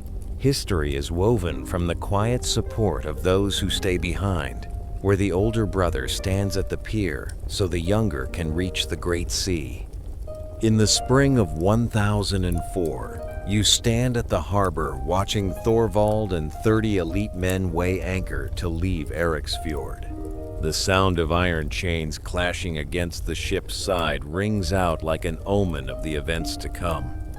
You warned him very carefully about the ocean currents and wind directions, but deep down, you still feel a vague unease. The contrast between the hopeful beginning and the cold stillness of the ocean makes you realize that luck is never something that can be fully passed on to others. You watch the sail grow small and then vanish into the western mist, feeling the weight of waiting begin to press against your chest. The Greenland ice sheet out there seems to sigh, a low thudding sound reminding you that nature always has its own calculations that man can never fully see. Months later, through the accounts of the survivors, you relived Thorvald's journey in every dream.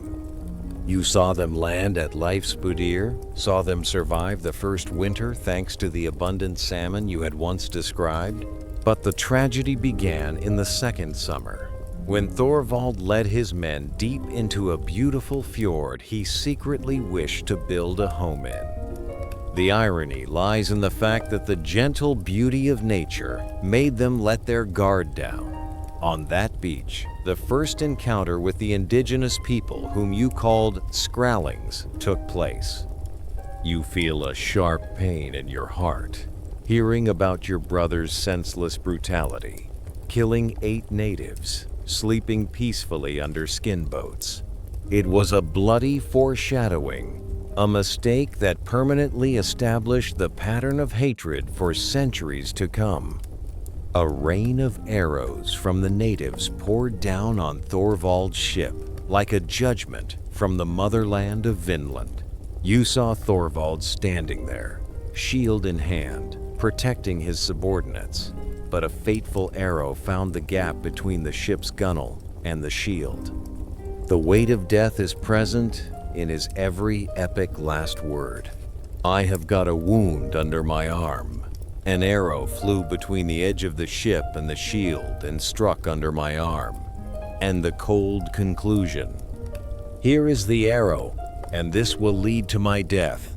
The irony reaches its peak when Thorvald, in his last breath, still praises the land that killed him. "This is a rich country we have found.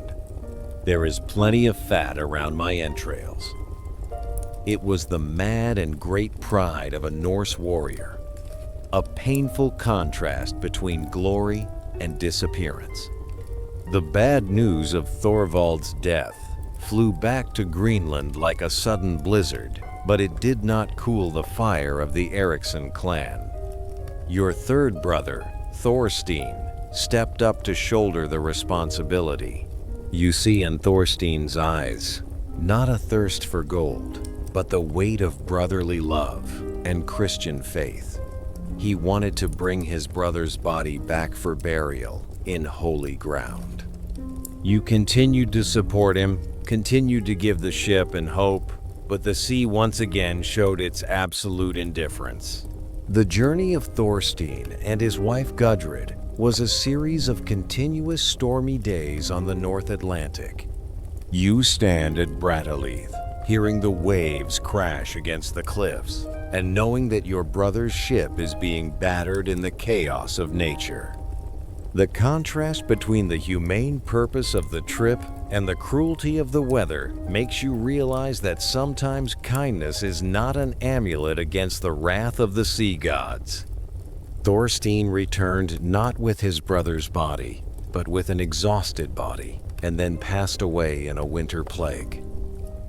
You stand by your brother's sickbed, feeling the weight of cumulative loss. 3 men of the Erikson family, Erik, Thorvald, Thorstein. Now only you stand firm amidst the storms of life.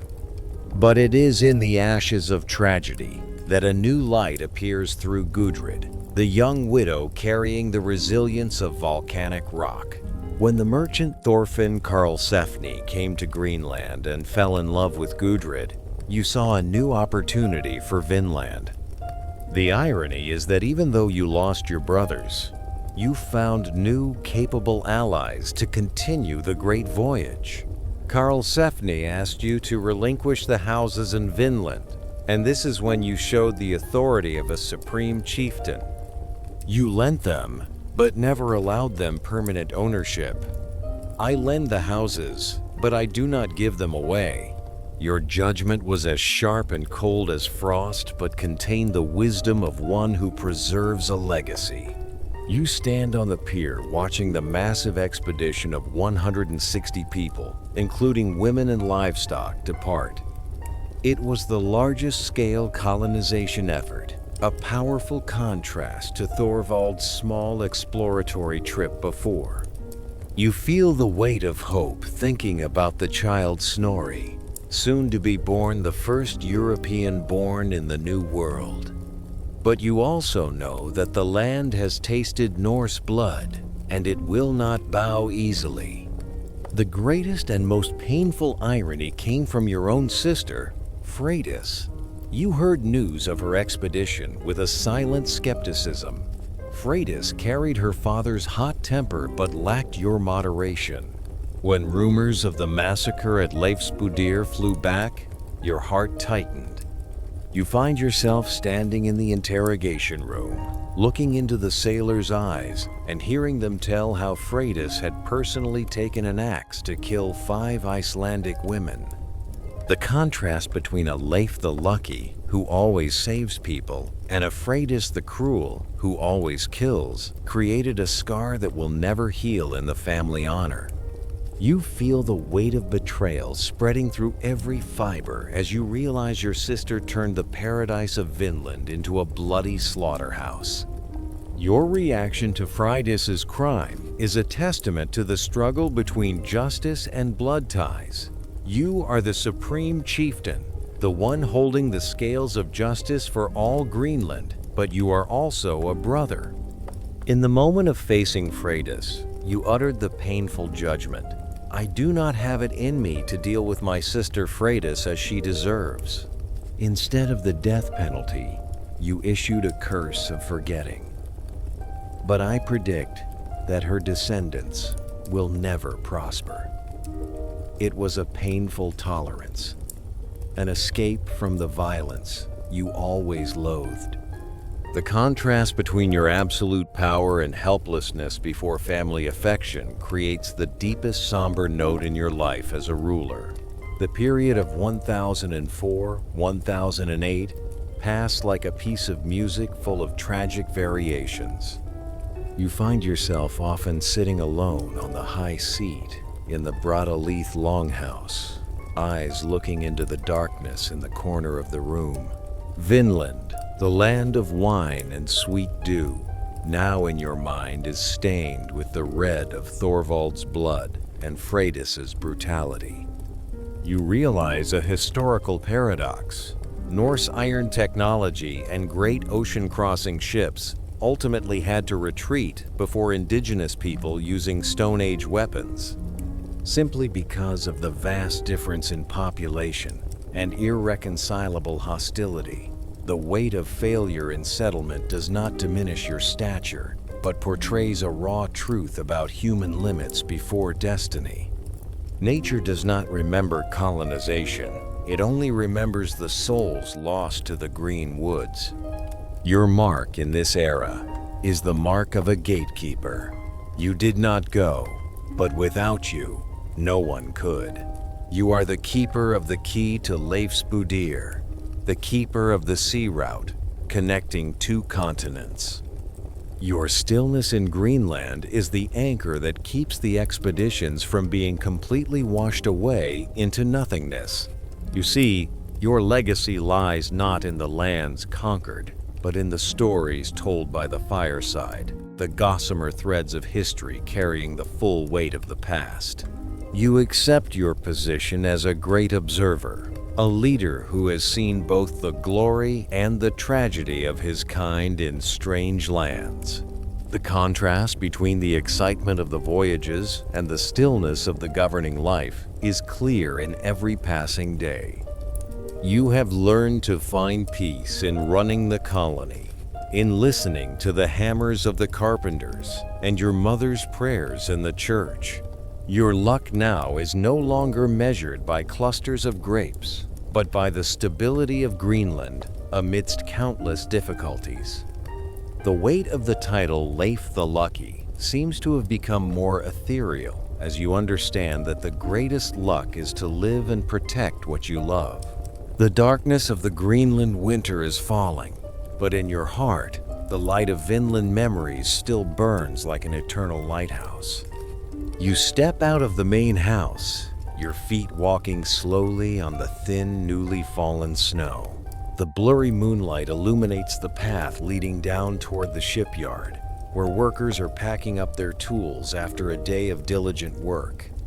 You stop for a moment, taking a deep breath of the cold northern night air, then point your gaze toward the dark, murmuring ocean out there.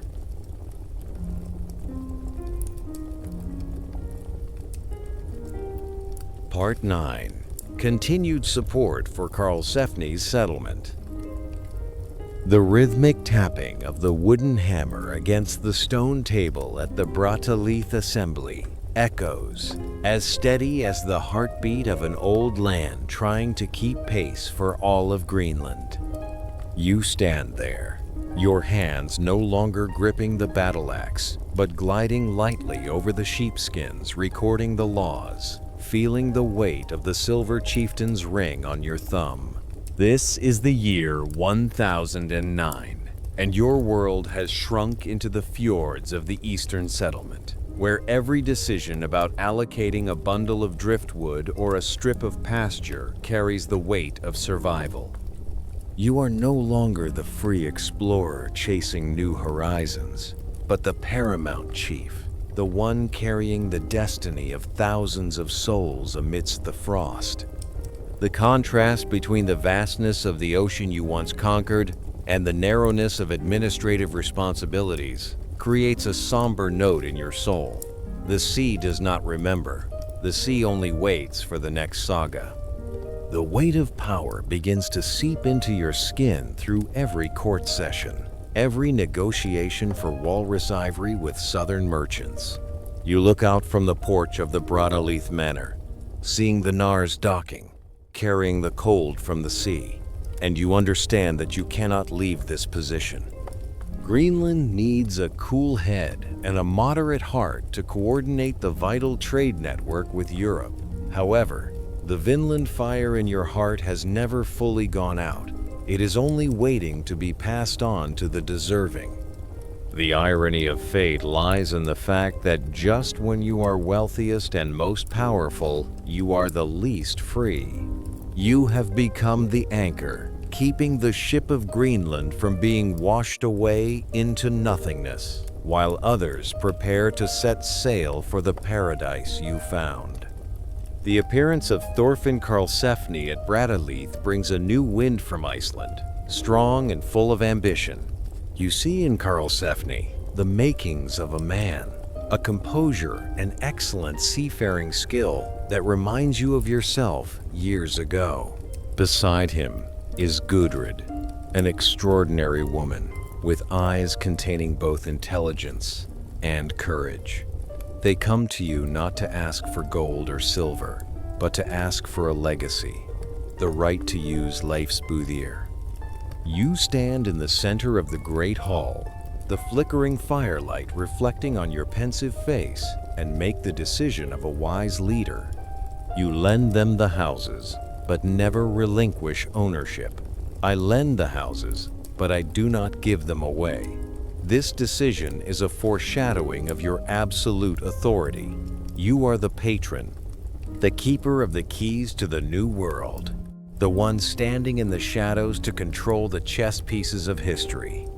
Karlsefni's expedition of 160 souls, along with livestock and women, weighs anchor and leaves Greenland, creating a brilliant contrast with the small exploratory trips of the past. You stand on the highest crag of Eriksfjord, eyes watching the sail gradually vanish into the western mist, feeling the weight of hope pressing against your chest. This is no longer a mere excursion. This is an effort to take root, an ambition to turn Vinland into a second homeland. You silently pray to the God you have accepted, hoping that the sweet dew of that land will protect them, but deep down, you still hear the murmurs of the old gods' warning of nature's hostility. History is woven from the gossamer threads of courage and audacity, where a small mistake can lead to a cataclysmic disaster. News of the birth of Snorri Thorfinnsson in Vinland flies back to Greenland like a joyful song in the middle of a freezing winter.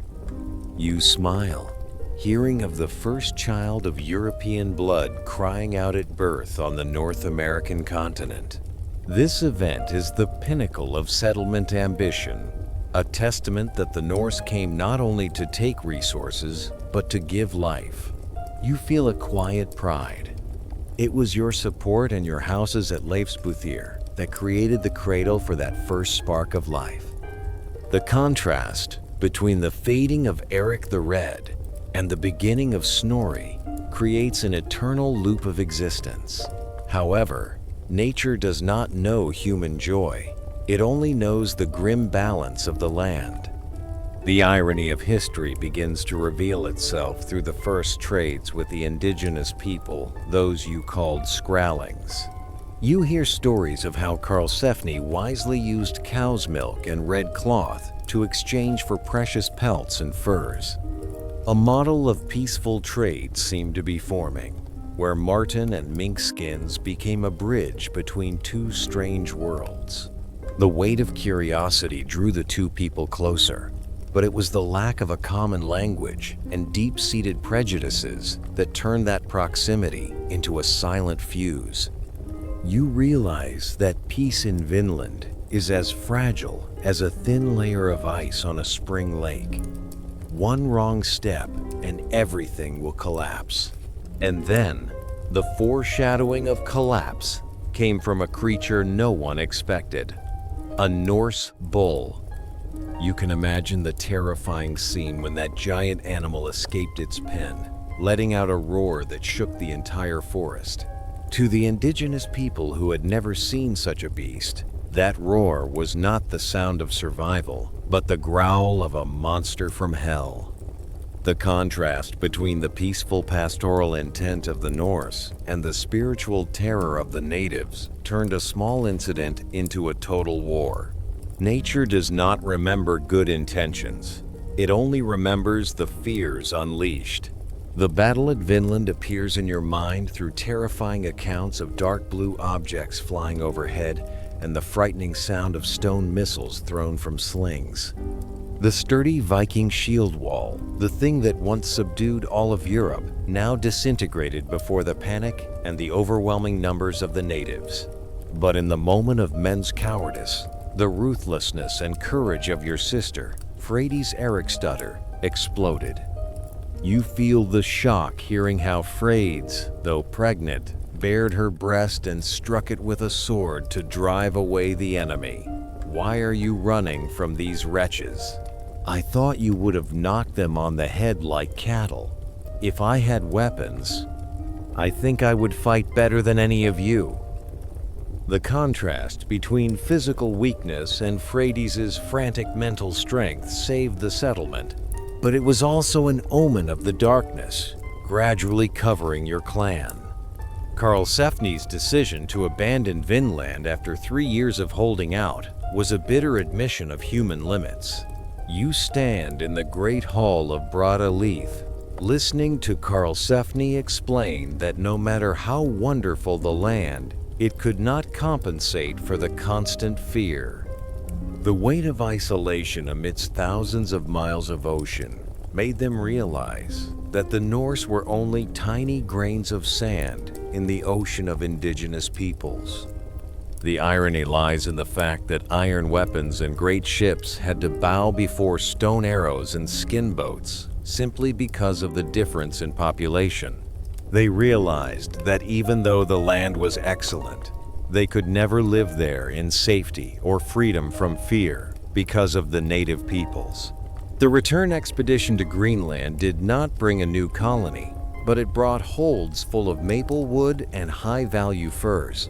You watch those products being unloaded at the Brada Leith Pier and know that your power has just been strengthened by another level.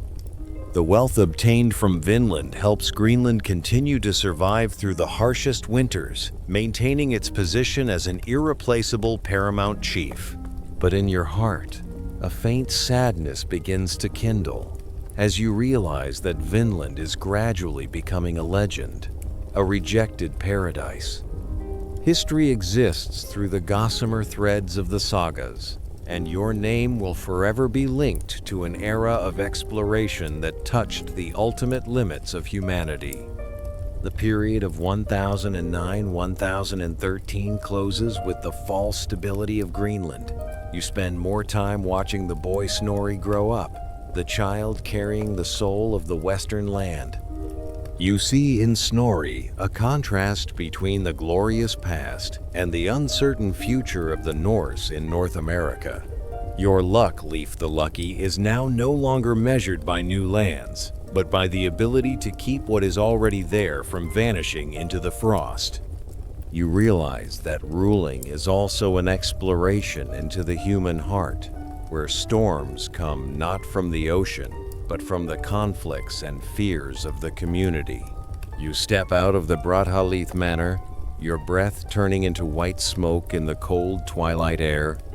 The final light of the sun shines on the icebergs out in the bay, turning them into crystal blocks sparkling like the unfinished dreams of Vinland. You point your gaze west, where the horizon is now only a gray strip, feeling the heartbeat of Greenland blending into your own. Beneath your feet, the thin snow crunches as you walk slowly toward your mother's church, the evening bell ringing out like a farewell to the journeys that never return. You reach out to touch the rough stone wall, feeling the cold of time gradually seeping into your skin, preparing for the final days of a legend, stepping slowly into the shadows.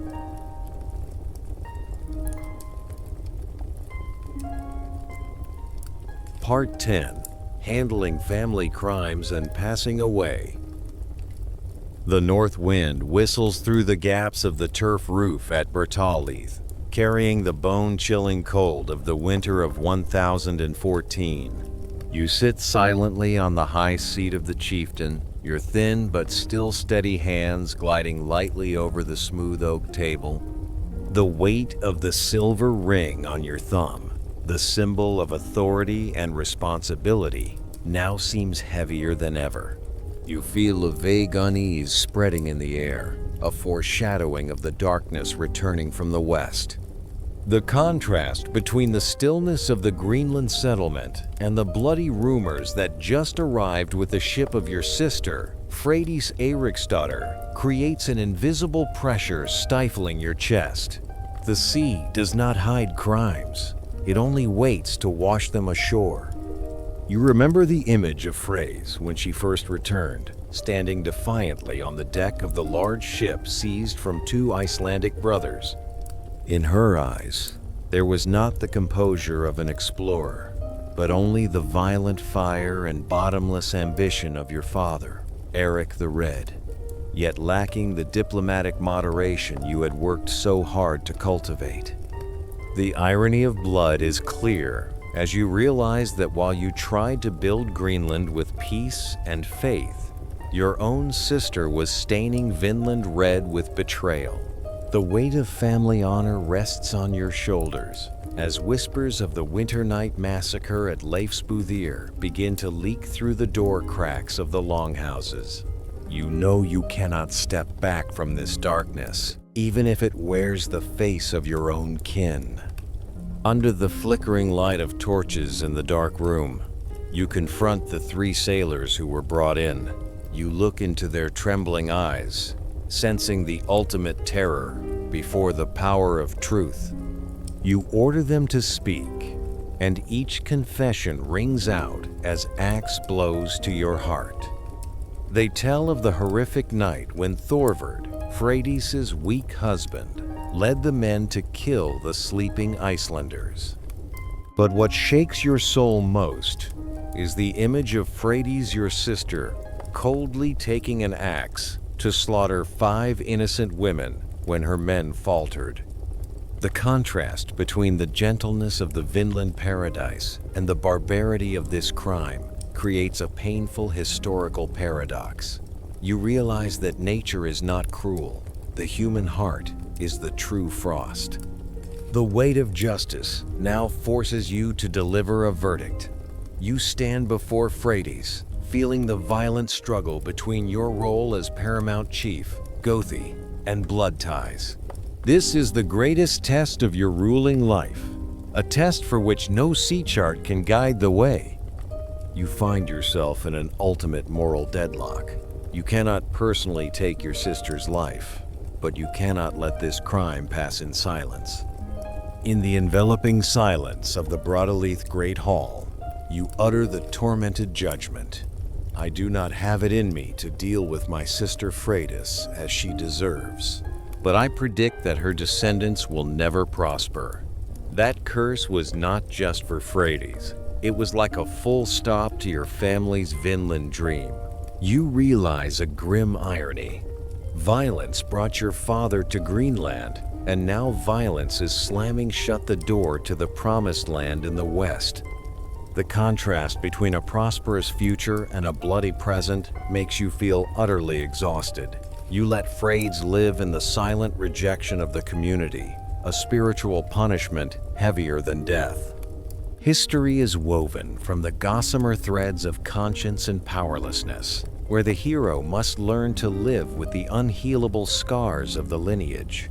The following years, from 1016 to 1020, your life passed in the stillness of daily governing tasks. You no longer looked west with longing. Your eyes were now focused on the tiny farms of the eastern settlement. You spent time presiding over the assemblies, distributing walrus meat and ivory to the community, and ensuring every longhouse had enough warmth for the winter.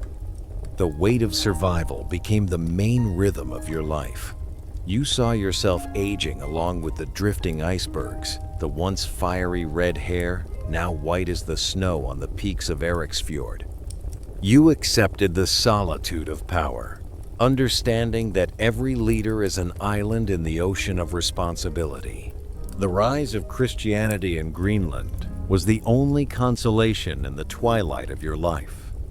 You stand in the small church of your mother Thodhild, sensing the scent of wax candles and the murmur of prayers blending with the wind. The contrast between the old war gods of your father and the peaceful faith of Christ created a gentle shift in the community's heart. You fulfilled the mission King Olaf entrusted to you, turning Greenland into an outpost of faith at the end of the world. You look at the Maplewood cross brought back from Vinland and smile, realizing your greatest legacy is not land, but the spiritual light you lit amidst the northern darkness. As the year 1018 turned, you felt the strength in your body gradually vanishing like early morning mist. The great voyages were now only sagas sounding in your dreams. You saw yourself gliding on sea waves, touching the sweet dew of Vinland, and hearing the song of the maple forest. The irony of time is that it takes away physical strength, but grants you the wisdom of one who has understood all laws of destiny. You did not fear death, for you knew your life had been a bridge connecting unknown worlds. History does not record your exact date of death, for a legend never dies. It simply fades into the wind and waves. On a windless night in 1020, you lay on the high platform in the Leif Manor, your blurry eyes looking at the final flickering flame. You feel the warmth of your son Thorkel's hand gripping yours, ready to receive the silver ring and the weight of inheritance. The transition of power took place silently and peacefully, like the way autumn gives way to winter. You took a deep breath, carrying the scent of the Greenland Sea for the last time, and closed your eyes. In that moment, you saw your Nar setting sail toward the endless horizon, where there is no more frost, no more crime, only the eternal freedom of a Leif the Lucky. Your footprints on North American soil may have been covered by green grass, but the truth about Vinland remains deep underground at Lonsok Meadows, waiting 10 centuries to be awakened. The contrast between the forgetting of medieval history and the recognition of modern science creates a late but enduring glory. You were not just the first European to touch the New World. You were the one who proved that human courage can overcome all limits of the map. The weight of legacy now belongs to all humanity, as every October 9th, your name is mentioned as a symbol of the tireless spirit of commitment. The room now sinks into total darkness, leaving only Thorkel's steady breathing beside the bed. You are gone, but the warmth from the Leifsbúðir houses you built still lingers somewhere in the blood of the settlers. The stillness of the northern night envelops Brattaleith, erasing the pains and disputes, leaving only the absolute peace of a life lived fully with destiny. You release yourself into the void, feeling your body as light as gossamer threads flying through space. The sound of Eriksfjord waves cradles your ears like a final lullaby, taking you across the ocean of time to the harbor of immortality. Your footsteps leave the ground, gliding lightly on the newly fallen snowflakes toward the blurry light of the aurora dancing in the sky. You no longer look back at Greenland or Vinland, for your journey has now merged into one with the eternal stars.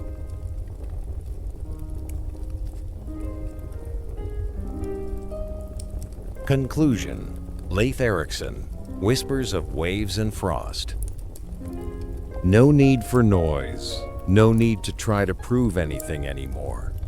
The blurry light by your window is now only a fragile outline, a final boundary between the world of reality and the eternal realm of dreams. The chieftain Leif Erikson, whom you have accompanied throughout history, from a child growing up in the shadows of exile to a son of the great ocean, has now receded, like a thin smoke vanishing into the mist of Eriksfjord. The dragon ships, the maple forests of Vinland, and the heavy clusters of wild grapes, all are gradually receding into nothingness, giving way to the absolute stillness of your soul. The only thing remaining now is a gentle, warm sensation in your left chest, A deep notion that no matter how harsh life is, like Greenland's frost, or how rich, like Vinland's sweet dew, composure and kindness are always the most precious guiding stars. You do not need to be a king to be great. You only need to live a moderate life and listen to the call of destiny. The legacy of Leif Erikson lies not only in new lands, but in how we face the darkness and find the light within our own hearts.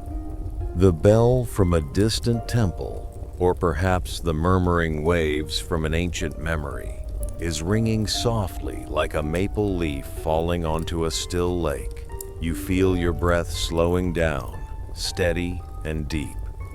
All the worries of the long day have vanished, leaving only the peace enveloping your body like the warm bearskin in the Brattahlid longhouses of years ago. The final flame of the story has faded, giving way to the gentle darkness leading the way. Take a deep breath once more, relax every muscle, close your eyes completely, and let the whispers of waves and frost quietly take you to the best sleep. Wish you beautiful dreams of distant horizons.